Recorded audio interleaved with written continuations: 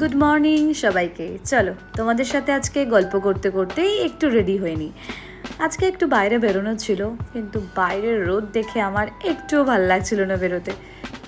Apply করে নিলাম moisturiser, তারপর সানস্ক্রিন, যদিও ওগুলো তোমাদেরকে আমি ভিডিওতে দেখাতে পারিনি। তারপর আমি অ্যাপ্লাই করে নিয়েছিলাম ফাউন্ডেশন। আচ্ছা, আমরা যখন সবাই মাস্কারা অ্যাপ্লাই করি তখন আমাদের ফেসটা আমরা এরকম বোকাদের মতন করে ফেলি কেন? তবে মাস্কারা লাগানোর পর কিন্তু আইল্যাশগুলো দারুণ লাগে দেখতে।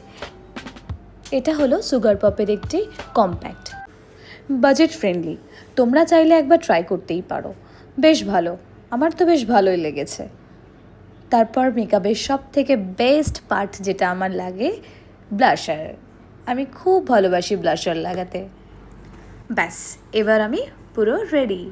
দেখো তো কেমন লাগছে আমাকে। চলো, টাটা।